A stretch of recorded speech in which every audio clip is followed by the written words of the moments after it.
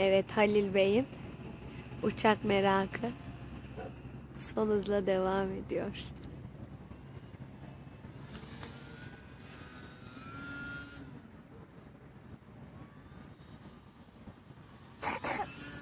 Anam üstümüzden geçti. Ay, bulamadım.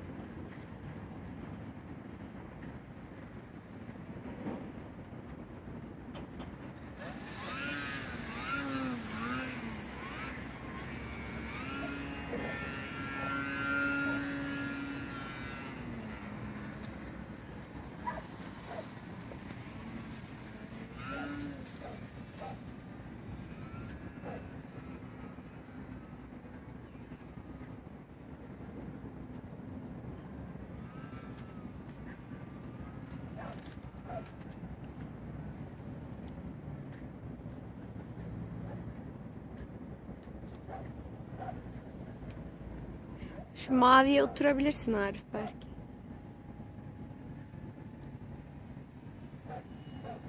Baba! Baba! Baba!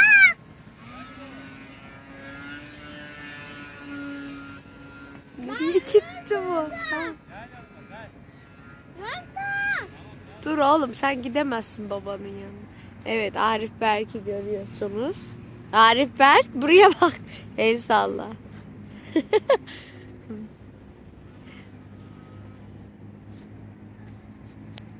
Babam geliyor. Hayır. Oğlum çok taşlık orası, düşersin. Baba! Hayır dedim. Halil, çağırma şunu. Annem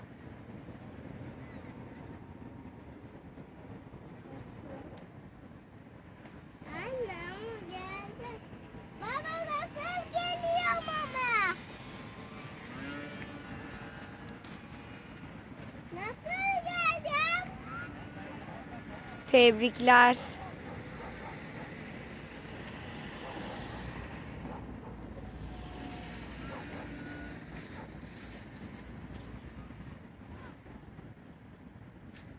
Halil Bey. Tamam mıdır? He?